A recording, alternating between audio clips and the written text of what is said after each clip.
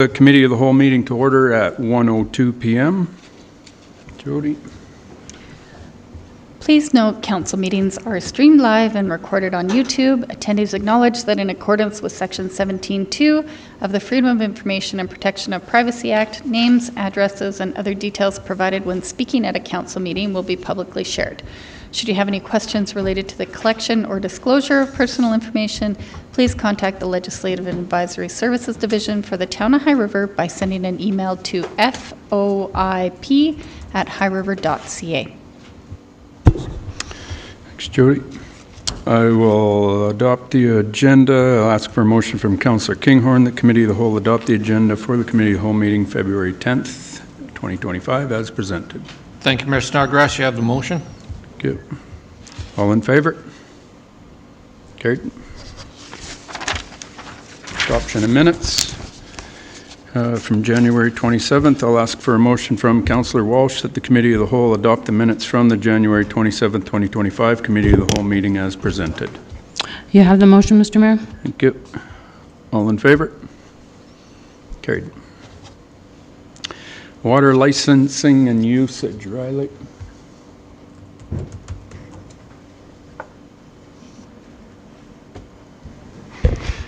Thank you, Mr. Mayor. I have a 12-slide presentation that I'm going to go through. Numbers and data, it's a little numbers and data heavy, so feel free to stop me and ask questions as we go. A lot of departments are involved in the delivery of treated water.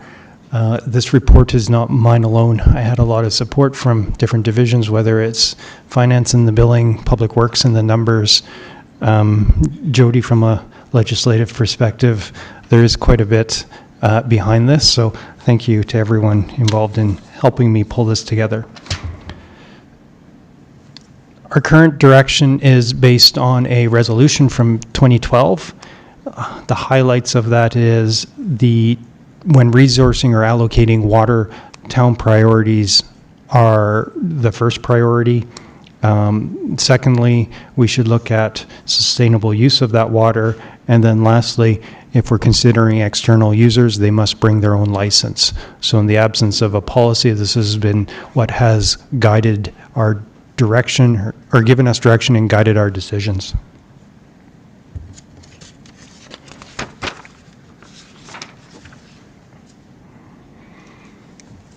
These are the total licenses allocated to the town of High River Headworks. It adds up to 7.3 million cubic meters. And like I said, it's through our headworks, so it does not include those licenses that withdraw from our aquifer but are not through our headworks. So our headworks is essentially our well system and our water plant. There are other users in the community, such as the Highwood Golf and Country Club. They have an irrigation license. Corbett Water has one for their bottling facility, and Highwood Distillery has one as well. Those are the three I am aware of. A little bit of context. 7.3 million cubic meters sounds like a lot. So what does that look like? If you were to take Highway 2, and this is very rough numbers, but take Highway 2 from middle of High River to the middle of Calgary, so downtown to downtown, and on every asphalt surface between here and there, put 2 meters of water. When you look at our license, that's just our license, so that's the 4.6 million cubic meters. That's what it looks like. In terms of this, that's 95 kilometers of Olympic-sized pools end to end. So just a little bit of context there.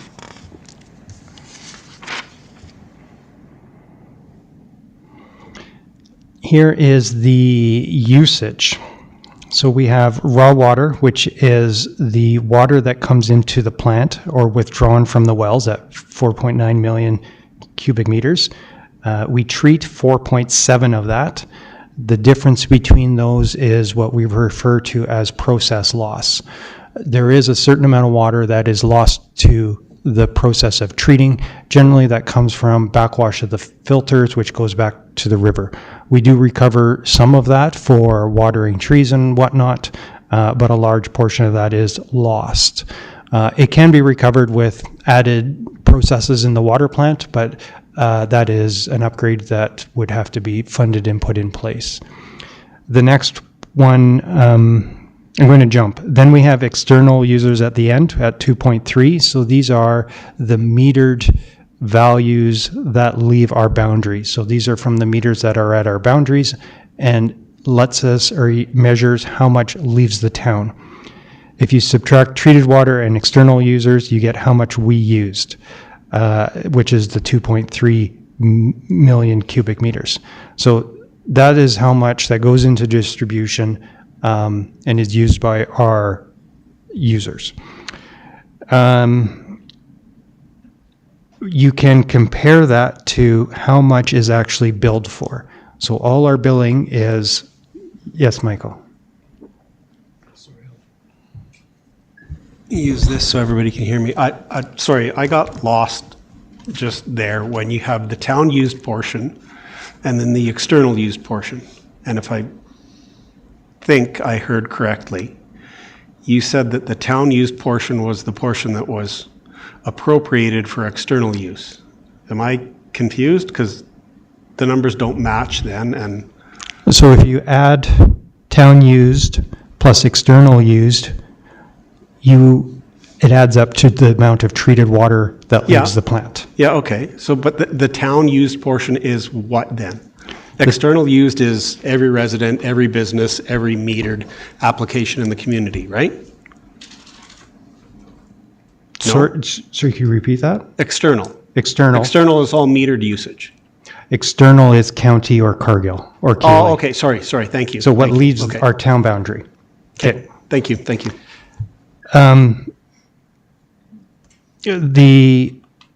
What we bill for, so internally, these are all our internal metered billings, which should be everything. There's a little bit that's probably unaccounted for. When you look at hydrants and whatnot, there is an allowance for that, but it's not accurate. And then you do have some unauthorized uses or metering errors. But that is 1.3 million cubic meters. And if you compare that to the town used number, the 2.3, you see that 42% of our water is not accounted for. And so that's an area of focus where we can find some water.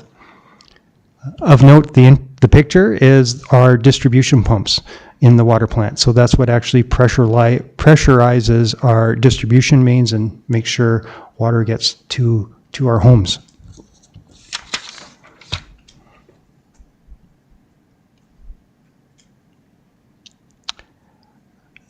That picture is our distribution meter.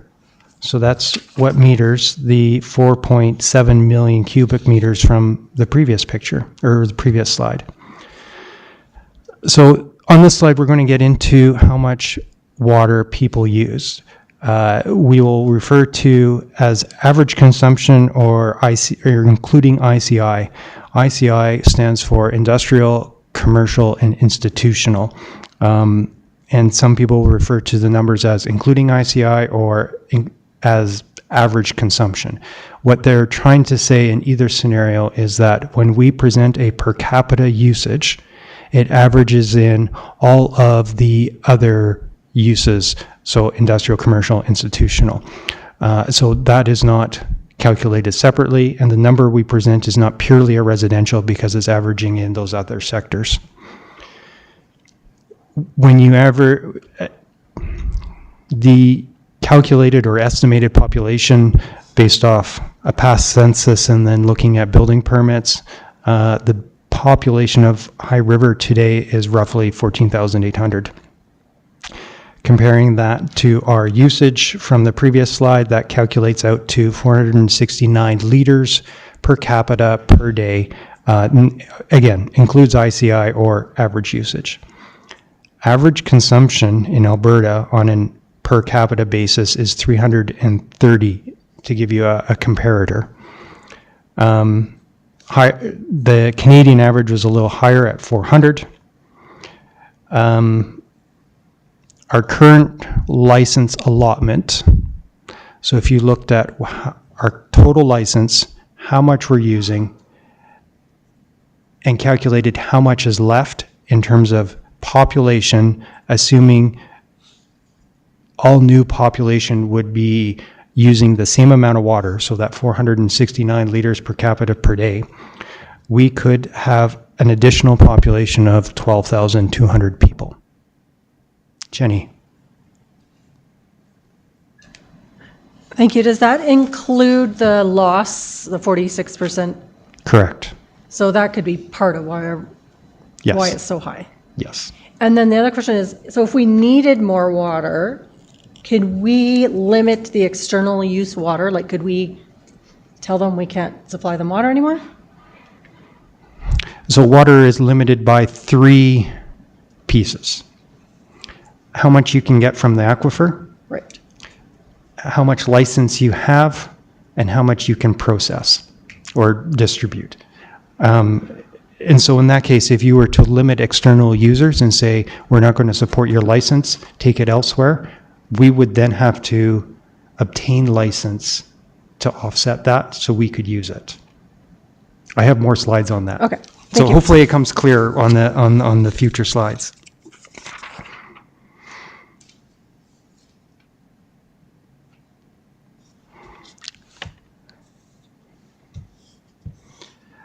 So this one just gives a bit of context. What does the town of High River growth look like? So build out, and the slide shows the boundary of the town that is currently annexed.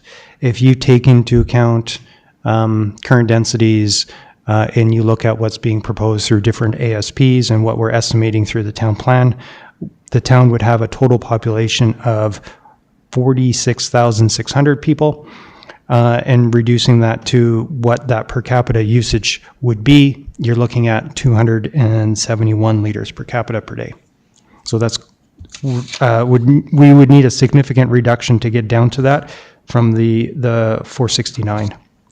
Right, so clarification, per capita, that's per person per day. Correct. Yeah. Sorry, per capita is per person. Yeah.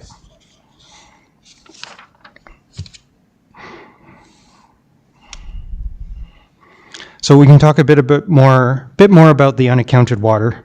We're assuming the most of that will be in the leakage. So we kind of already talked about in terms of unaccounted water being in that 42% range.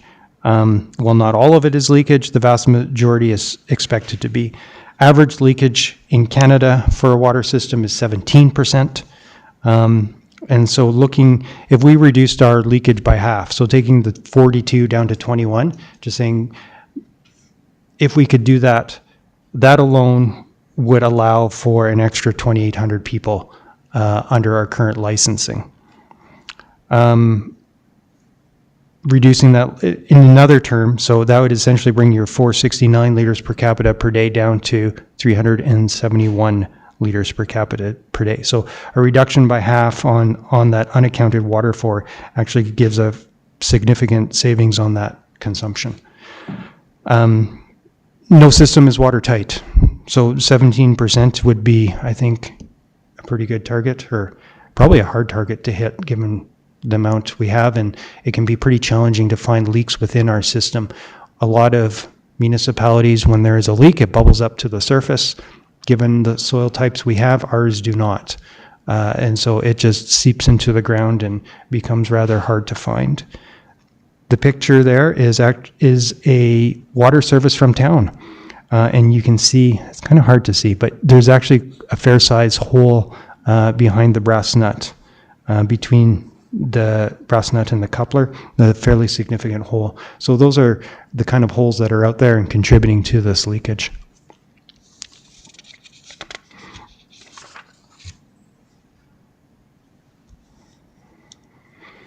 So a quick note about the water treatment plant. Our current infrastructure is not sufficient to max out our license. So at some point, upgrades will be required. What does that look like? How do we do that? We have a study from a number of years ago that is rather dated and probably in need of an update that modeled out the water plant. But using the numbers from that report, we'll need a filter upgrade at roughly 35,000 people, and we'll need a reservoir upgrade at roughly 22,000 people, and we're currently 14 and a half-ish. The filter upgrade is also contingent on AEP. Our filters are not what AEP prefers. When we discussed upgrades previously with them, they made it very clear that any capacity upgrade in the plant must be accompanied by a filter replacement. So essentially replacing all our filters with new filters. The issue with our filters is how they treat the media, and it's not observable to an operator. So if the media was to blow out, which means when the water goes through it, it pushes a hole and basically tunnels through it, so it's not being filtered by the media. And the media, think of it more like, it's kind of like sand. And so when that happens, if it's not visible, it could be there for a long time. And so their requirement is having, our filters are referred to as inverted canisters. So the water goes up where they want the water to come in the top and go down. So less prone to blowout and visible to the operator. So whenever we have to do an upgrade, it will be required. And you never know with AEP, if regulations change, they may require something along those lines sooner. So I mentioned that just to be aware. Next one is our aquifer. And so the aquifer has a capacity of 9.3 million cubes. When you model that as a drought, we have a capacity of 6.3 million cubes. And we have licensed there's a little bit left for the county that's committed, but we've essentially committed 7.4 million cubic meters to the aquifer in terms of licensing. The difference between the 7.4 million and the 6.3 is anticipated to be brought up by water conservation measures. So when we're into the south, eliminating watering and things like that. So the intent would be, in a drought scenario, we would go under heavy water conservation, save 15%, and it should match. Nanton is planning to connect to our system. The first step of their work is to remodel the aquifer. Their early conversations they did take a look at our modeling and thought there was additional capacity there if they refined some of the parameters specifically around aquifer recharge. Their thought is that the original assumptions may be conservative, and there may be more water there than we are stating. So they will be looking at that, and that's kind of the first step in terms of, can they transfer their license here and connect? And now that they're moving forward with their funding, they will be doing that. Well, I think the kickoff's actually shortly, and with the plan to be done later in 2025. Yes, Jamie?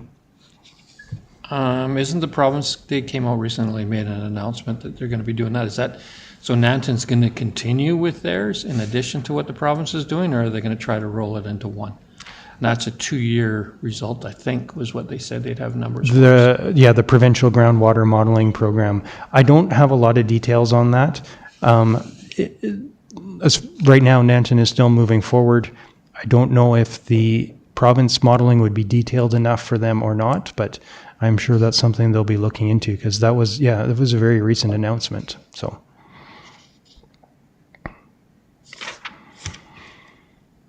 Oops.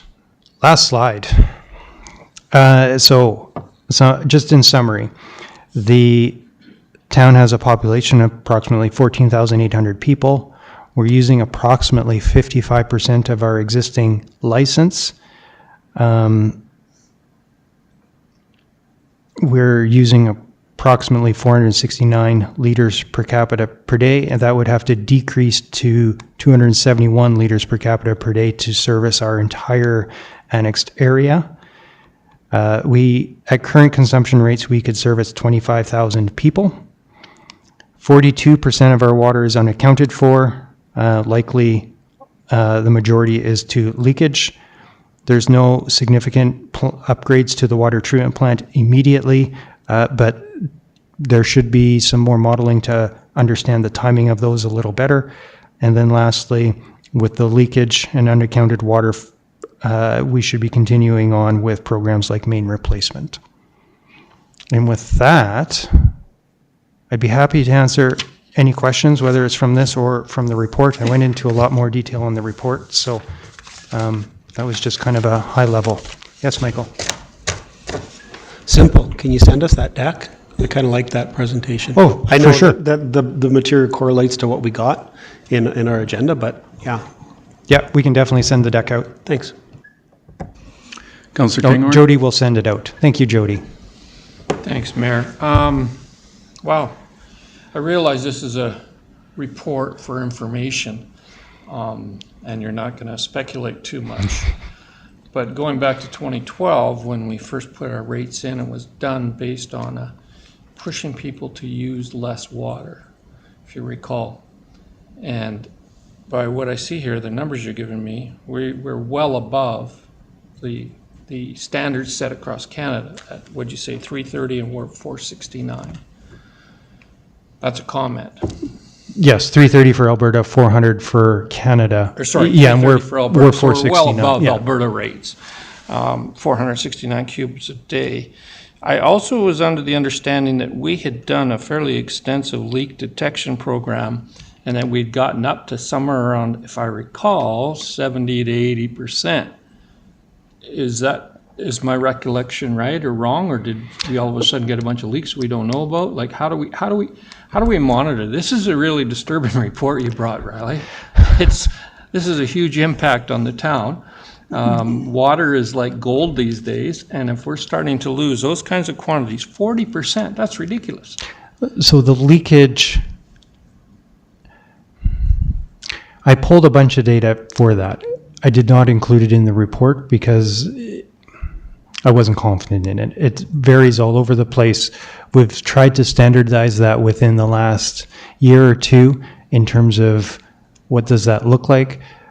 So historically, the measure is something we call nighttime flows. So we look at what the lowest flow at night is, because that should have the lowest number of users on the system, and compare that day over day over day. And then if that's trending down, that means we're seeing lower leaks. If it's trending up, we're seeing more leaks. Unfortunately, the way that's been measured hasn't been consistent. And so the numbers don't have any meaning.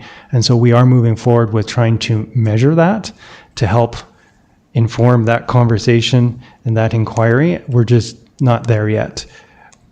What we think we're seeing, and we do have some indications from nighttime flows periodically, although we can't compare them year after year.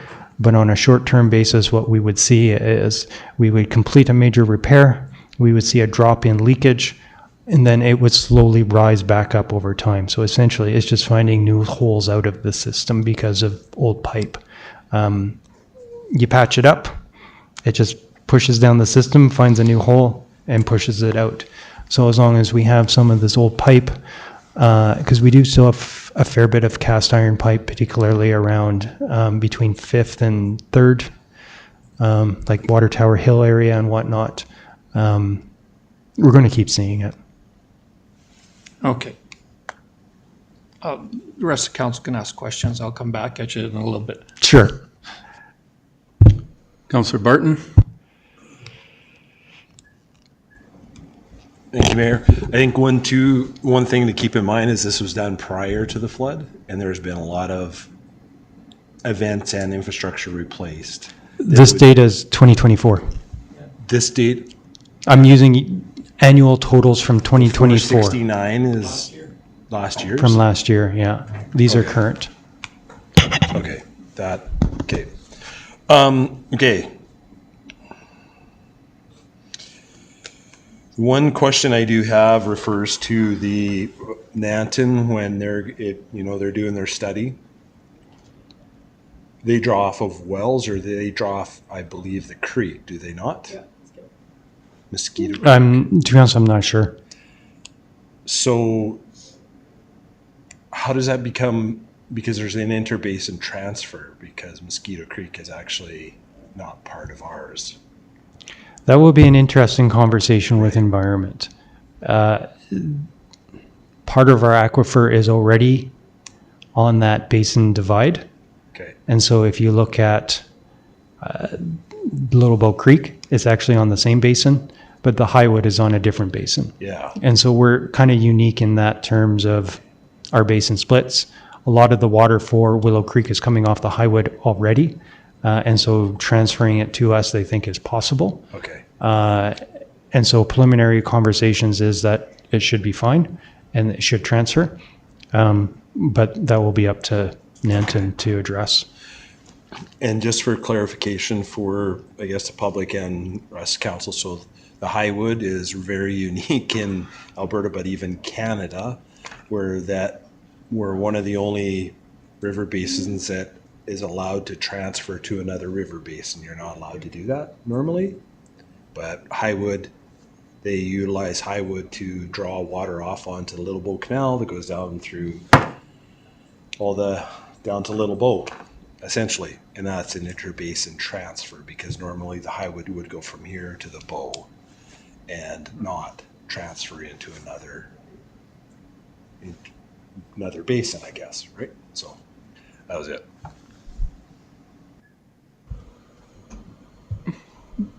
Back to you. You said you weren't done yet. Okay. I'm actually not. This is extremely disappointing, this report that you brought forward. For me, it looks like water conservation is not working in the community of High River. We're using way more than what the rest of the province is.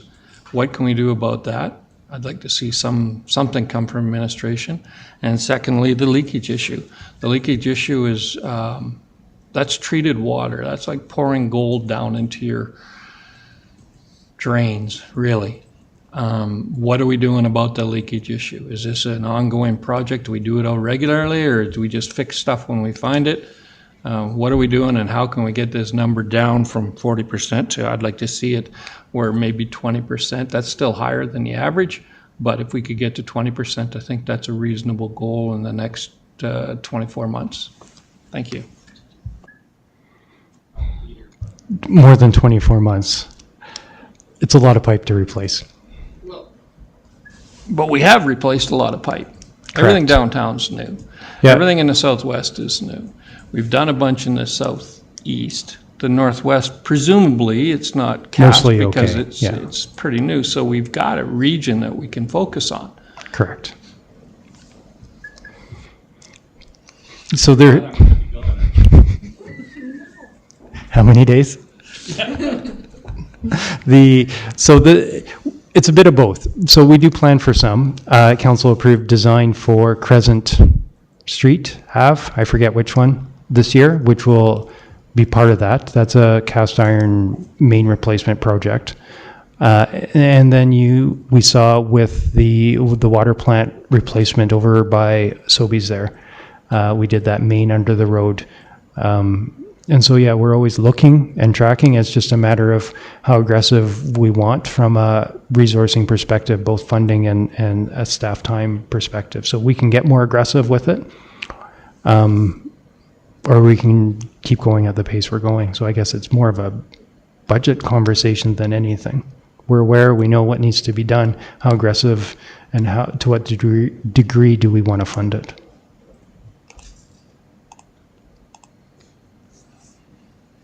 Councillor Barton?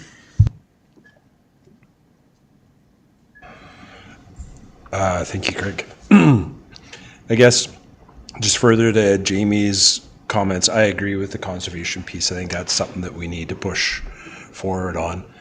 But I think the more, even if we're conserving, it's going out the mains, right?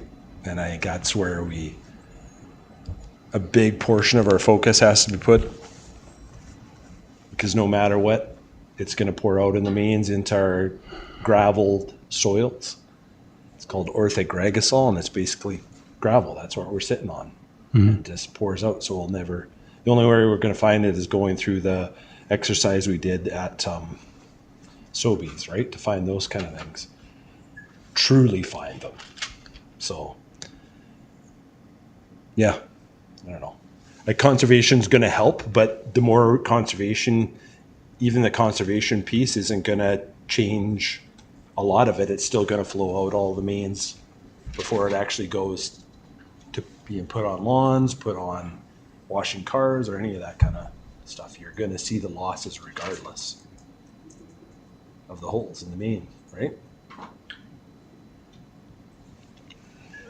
The numbers, including the loss, the numbers you gave us. Yes. Per is including the 40% loss.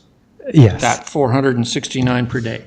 Yes. It includes that loss. That encompasses the loss, Yes. unaccounted loss. Yes. If we take that loss and you get rid of just 20%, 42 down to 22. Sorry.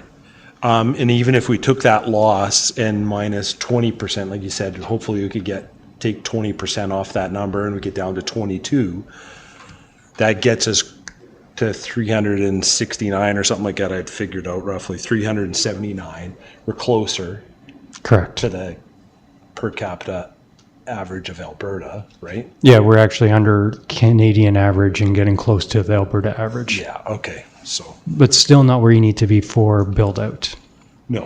And so that becomes a conversation with when we're looking at ASPs or future development permits, what's an acceptable use? Do we allow water heavy industry, or how do we restrict that? How do we control that? Right now we have no measures for that. And so when we do a water policy, that's probably something that needs to be addressed in terms of how do we allocate it in when these development permits or ASPs come in? Yeah. And I think that one item you touched on about having, when we have to do a filter replacement, any changes to the water treatment plant, if we can also incorporate taking the discharge water and then reutilizing it again, Yes. would be, yeah, it adds 2,800 more. Not that that's the goal, but it actually saves water from, because before we started using it for watering trees and stuff like that, it would just get discharged to the river. Is that what- Correct. A lot of it still does.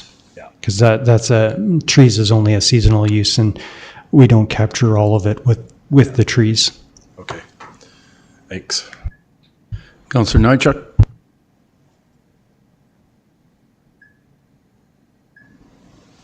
Thanks, Mr. Snodgrass. I'm not exactly sure where I'm going with this, but so 469 includes Cargill, right? No. That doesn't include Cargill? Excludes external users. Excludes So the Cargill, external, okay. County, Okay. Cayley. So then we got this big water loss problem. And then we've got a consideration of future development. Maybe I'm coming from the wrong spot, but I'm somewhat concerned about where the conservation conversation might go. Because if we're looking at our residents to conserve water, that's not the biggest problem, I don't think. I don't have any data in front of me that tells me that the majority of High River residents just turn their tap on and let it go down the drain for no apparent reason. I know we have lots of people that like to keep really green lawns. But in terms of being controlling of our water usage, the leaks are the biggest thing at 42% when the national average is 17, right? Was not your number 42%? That's correct. Yeah. And the national average is 17. We've got a long way to improve there. And then we've also got the consideration of build out. I've never been a councillor that sat at this seat and said unlimited building is what this town needs, wants, or deserves. So that's something that we do have some control over. So when we talk about the complete build out and what that population means, that's still something that we have care, custody, and control over. So I look at that loss thing and I think everybody's on the same page, but that seems to be the biggest piece we can fix. Like to Councillor Kinghorn's point, these are, it's scary numbers, but you have to put it into perspective. And I'm not about to put policy out there to tell people that we have to extremely restrict water usage because of what we've seen presented here. The biggest problem to me, unless you can bring me data that says it's the people, it's the fact that we have leaky pipes all over the place and we're losing a lot of water. It's not only the water, it's the cost of producing that water to just let it seep back into the ground. So I don't know, I wanted to bring that up to see where everybody else's head was at. And not that water conservation isn't important. Lots of conservation efforts are important in today's day and age. But I want to be sure that we're focusing on the right things and not window dressing the situation. If we go to the residents, we say, this is a water target we want to hit, so this is what we're going to do as far as restrictive measures go. At that black and white level, I know there's lots more complexity to it. I'd have a hard time supporting that, understanding that we have 42% of our water unaccounted for. Anyway, I don't know if that meant anything to anybody. It was, I wanted to bring it up, I guess, and see where everybody else's head was at. Because when we start to talk about conservation, what is it that what is it we're meaning, doing, wanting to do? Who are we applying that to? Why are we applying it? I would say leakage is a big component of it, but I think all three components need to be addressed. So whether it's the leakage, the conservation or per capita usage, or the growth, I think the leakage is probably where you get your biggest wins quickly. But after that, eventually that per capita consumption needs to be brought under, we need some improvements there, and then we need to control our growth.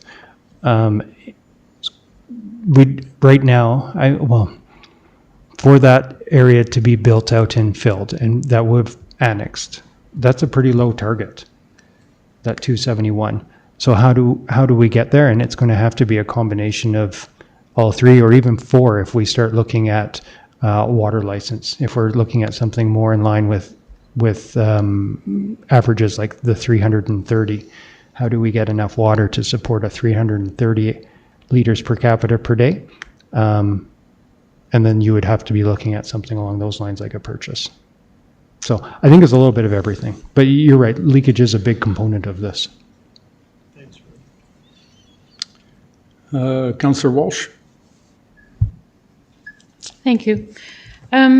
So conservation, obviously top of the agenda, use less. Whether it's conservation or innovative things like reusing gray water, how is all this going to affect, or will it affect, the area service plan that we're doing in the Northeast? That's kind of what brought the conversation to the table. That's correct. That's what started this. Is this changing your approach to the number of potential residents to be developed in that area? We started with the properties that are annexed to resolve that issue, and then the others came to the table. Is it reasonable that that great big parcel, we can accommodate that, is my question, in development? We'll have to look at that. So what are they proposing? What can we accommodate? What's our target? How aggressive is council willing to be with some of these numbers, and whether it's main replacement or conservation, or do we, if Nansen's report comes back and says there's a pile of water available, do we want to pursue license? And so I think some of that needs to be worked out. And then in terms of the application, it's what are they proposing? What does that look like? We did have a conversation with legal in terms of what are we committed to if we improve an ASP? What's the obligation on the town when it comes to water licensing, water servicing? Their recommendation was we make it known during the ASP process and put a policy into the ASP that has some verbiage around that. So they're aware they actually may have to play part of the solution, that we're not just going to provide water, and that when they get to their subdivision and future planning works, NOP, I guess, would be the next stage, is that they would have to have a solution. or us. So I guess the lawyer's comment was we're not committed, but we should be putting wording in there that says they may have to play a part and may have to contribute. The lawyer gave one example of when they did the mall up at Balzac, the developer paid for lining that canal. And so they didn't buy a water license, they lined an irrigation canal to lower the losses. And the losses they saved, so through infiltration from the canal into the groundwater, by lining that canal, they saved enough water to service the development plus some. Wow. And so the developer paid for the lining, but got to use all the water they saved. It was a benefit to the irrigation canal and the irrigation provider. And so it doesn't have to be as straightforward as you must go buy a license. It could be, hey, we're losing water. How are we going to fix this and partner up? And that brings my next question. Do you have a plan to start eliminating this leakage? As I recall, we have a camera now that we can investigate different lines. So do we have scheduled maintenance in different sections of the town so that we're at least proactive in... So we did do that. So the camera is, the one we own is for sewer. We had to get in a special provider to do cameraing within water mains. It's quite an involved process. So we did that on our high risk lines, which is where we found the issue in front of Sobeys, and that's how we found that. We do need to do some more leak detection. Right now, we're generally, like the Crescent Ave, is driven by where are we seeing the most problems. So when Public Works logs a leak or a main or a valve or replacement or whatever, what we've done is where's their highest frequency of repairs, and that's where we're targeting. We do need to get a bit more, and that will be part of our asset management program in terms of condition assessments, leak detection. So we do have a plan to go there. We're just not that far yet. Is it reasonable to ask that some sort of schedule be brought in the near future? Like, we're not just going to leave this go at this great loss in leakage? Like, are you going to have a plan sooner than later? Specific To for the leakage or for like leak detection or? Leak detection, the overall management of, that's a huge amount of water that, so, I mean, it's observed. What's the goal? What are we going to do about it is my question. How much money do you want to give me? Well, I'm sure we have some resources we can apply to the project now. It would be, so like I said, we're doing Crescent Ave this year. We did do the cameraing of the water lines of the high profile ones. So the main replacement for next year is back on. And I think the plan is every second year we're doing a main replacement project. So it's kind of design 1 year, replacement the next year. Then on top of that, we're going to have to, and the asset management program's not quite that far yet, but what does that evaluation look like in terms of condition? Right now we have age and materials, and we have work orders from Public Works that say where they're doing the work.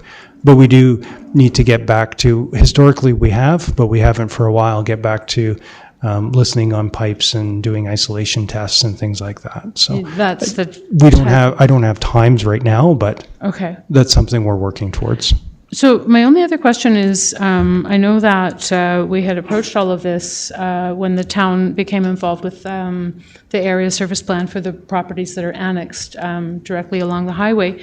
Now, bringing the other property owners into the mix and looking at things differently, I just want to ensure that, yes, we're including those folks, but we're not delaying the original project endlessly. You know, like the people that are in that strip,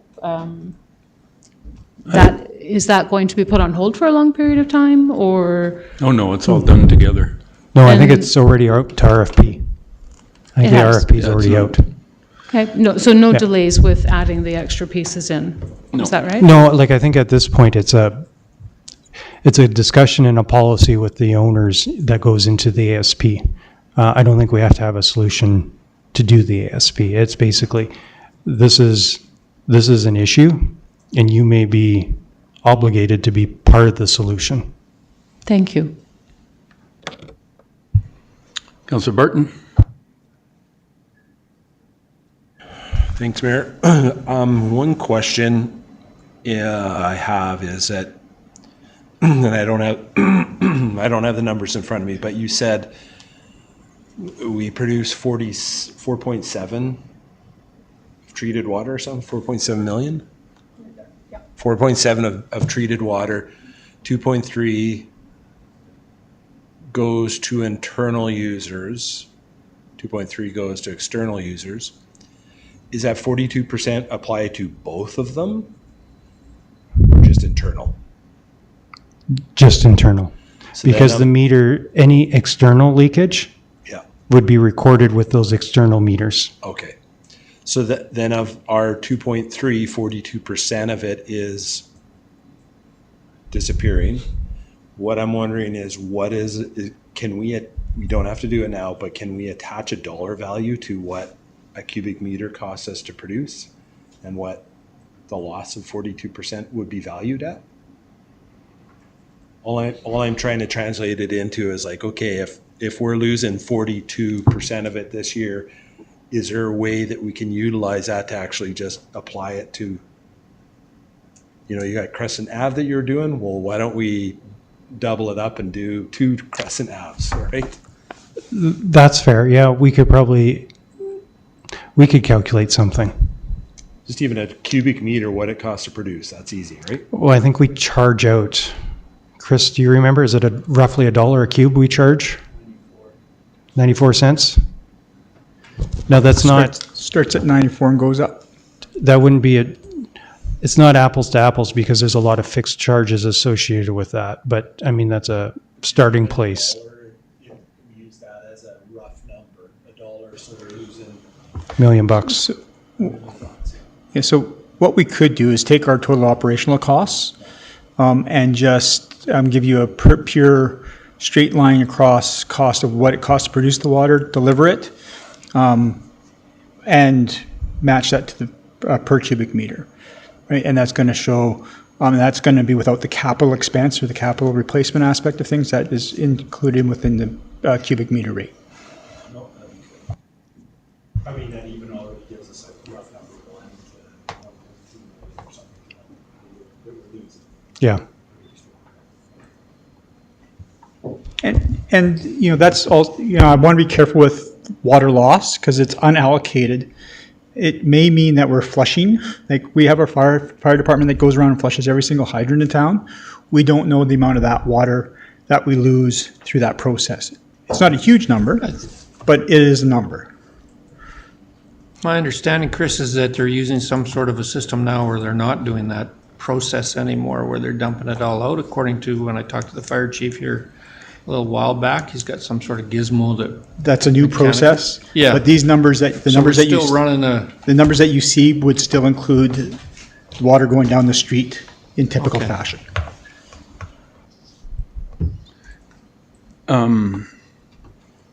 Like I agree with you, Riley, that all 3 pieces have to come in play to deal with this 42%. But I'm with Michael on 42% is a lot of what we're talking about, and not something that low flow toilets are going to solve, right? Like, No, we're more significant. we're talking like when they flush the fire hydrants. That's probably significantly more than all the low flow toilets in town would save, right? Like what we can do on conservation. Okay, don't fill up your swimming pool with your garden hose. Hopefully, go get it from Alderside in a truck. But that the problem is the leakage, right?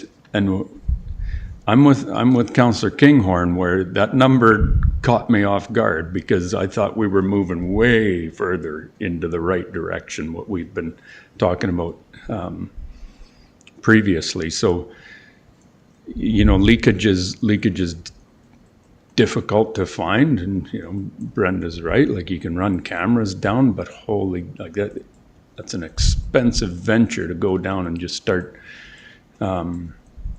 running cameras down, and do you always, cameras or audio detection, do you always catch it? No, because unless it's significant, like the Sobeys hole, then great, but it's an expensive road to go down. I'm not saying we don't have to do it, but there's no silver bullet to this thing to get that number even down another 18% to the 20% that Jamie's talking about. So leakage, and you're right, it's unallocated. It doesn't mean it's actual leakage. So hard to pinpoint it. I don't know how you do it. Hang on, just 2 seconds. Councillor Jones. Thank you. I have a question about meter readers. Are they tested regularly for accuracy, or could that be any part of the issue? I believe they are. I know we send them out for testing occasionally, particularly when we have concerns, but I don't know how well residentially, I don't know how well we do that. It'd be a minor issue, but we do have problems with our meters. They do come back with false reads sometimes, and we've had some challenges with those. So, that's all part of when you talk about searching for unallocated waters. Are your meters measuring properly? Making sure your meters are working properly, making sure that they get them the right reads, making sure, we've got a neighborhood in the northwest that we know that there's a soon-to-be problem, but it's not on our side. It's on the private side because they put the wrong pipe in from the service connection into the house. And we're seeing significant leakage taking place over in the northwest. Some of these problems we can solve, some of them we can't, and some of them, I think Riley said it the best, was if we can get to 20%, that's the industry standard. If you get below 20%, you're golden. But 20% has got to be the number. So finding that extra 22% and understanding our data better, I think Riley also highlighted that, is we don't have a lot of confidence in our data currently, and we have to build that confidence in our data and making sure that we're collecting all the right things at the right times.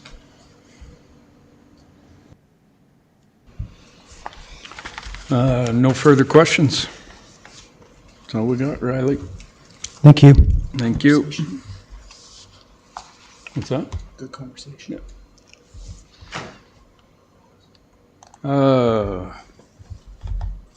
Wide open Q&A for Chris staff.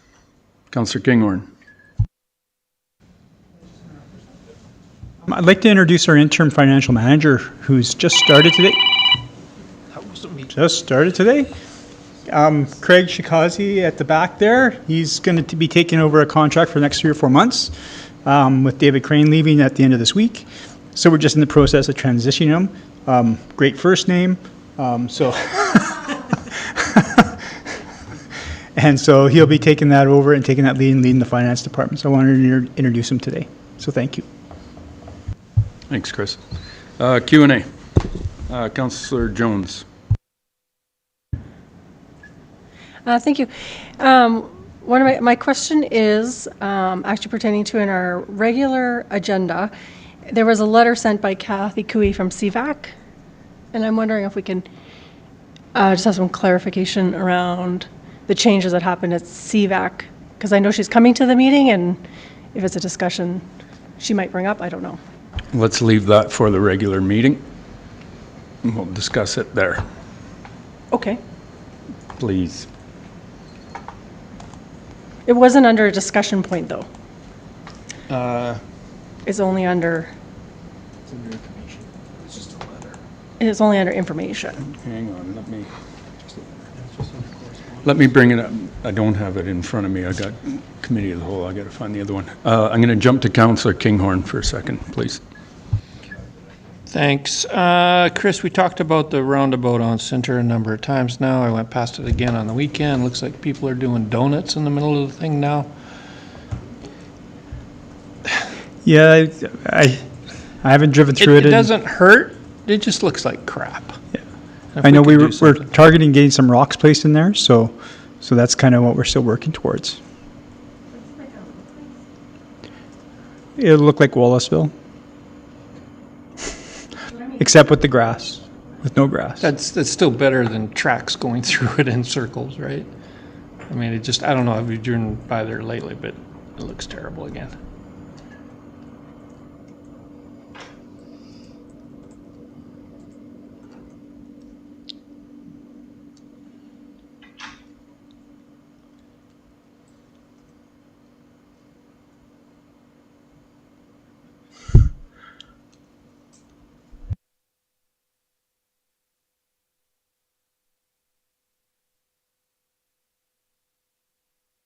So this is just regarding the transfer of funds, CVAC, correct? Yeah, I think, we've always seen the past practice that they haven't had it allocated, and it hasn't been designated for a project that was be carried over. It would just went back into general surplus and then reallocated back to their annual contribution, which is, I think, at $45,000 or $50,000 a year now. I can't remember what the exact number is. So I think what they're upset about was that in the past, CVAC had built a big reserve amount, and then council back in 2019 and 2020 asked for that to be drawn down because they weren't using it.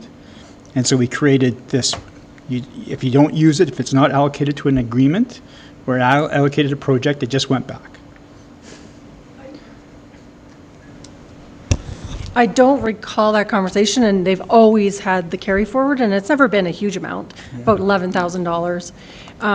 I think the issue was they had some projects that they've requested to come back for second financing, let's just say, with the thought that we would still have the money. And this is the first time we haven't had they haven't had the carryover. So that was a surprise to everybody at CVAC. We can certainly get further clarity on that, because that's always been how it's worked is that they've had allocations for the project, then it got carried forward. If they weren't unallocated, if they were unallocated funds, they weren't carried forward. I wouldn't say it was allocated. So, like for instance, the tree carving, she came with two tree carvings, and we allocated one and wanted to see what it looked like, how it went, and then the second one was going to come back because we were concerned that maybe, or they, I should say they, were concerned that possibly either it might not go well or they might want a different artist. And so she, after that one was done, was going to come back with the second one instead of allocating them both at the same time. And so some of those things are kind of like in the mind. But in the past, that say 9,000, 11,000 was always just added to the 40,000 that comes yearly. And so this is the first year that hasn't happened. And I don't think it's a huge deal, it's just a surprise. Okay. And so that's why the letter was written, that even if they had sort of a heads up, they might have changed their mind on that particular ask. Because there is a CVAC reserve that was allocated for that $11,000 in it, but we'll get clarity on that. Okay, thank you. Okay. Perfect.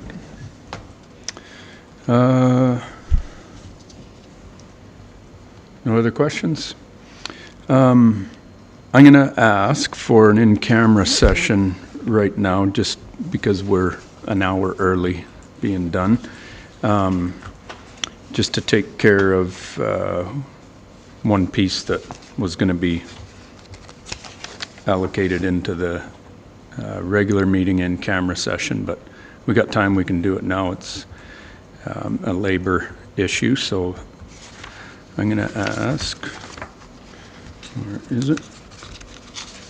I'm going to ask for a motion from Councillor Barton that Council recess the Committee of the Whole meeting on February 10th at 2:01 p.m. and move into a closed meeting. Yeah, my motion, Mayor. Thank you. All in favor? Carried.